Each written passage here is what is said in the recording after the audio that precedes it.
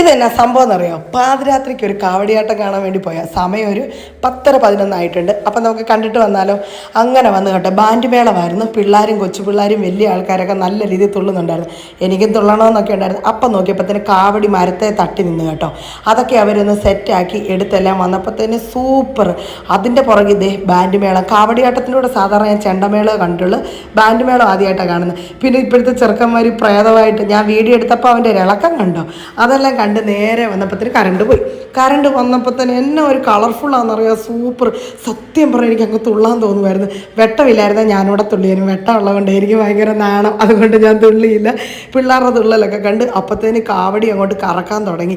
കാണാൻ പൊളിയെന്ന് വെച്ച് കഴിഞ്ഞാൽ പൊളിയാണ്. പക്ഷേ എന്നെ വെയിറ്റ് ആണെന്നറിയാം. ഇവർ കറങ്ങുമ്പം തന്നെ ഒന്ന് രണ്ട് പേര് അടുത്ത് നിൽക്കും കേട്ടോ. എനിക്ക് തോന്നുന്നു ഇറക്കാൻ നേരം ഇവർക്ക് തല കറങ്ങുമെന്ന് തോന്നുന്നു, കറങ്ങി കഴിയുമ്പോൾ തന്നെ.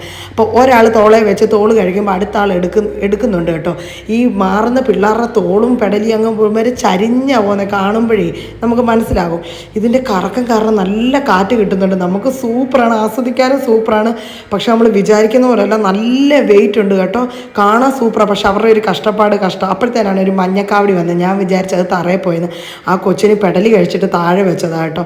അത് കാണാൻ നല്ല ഭംഗിയുണ്ടായിരുന്നു. അപ്പോഴാണ് നമ്മുടെ മയിൽപ്പീലിയൊക്കെയുള്ള വലിയ കാവടി വന്ന് അതും കണ്ട് രാത്രി ഒരു 12:30 ആയി. ഞാനപ്പോൾ വീട്ടിലോട്ട് പോട്ടെ. ഓക്കെ.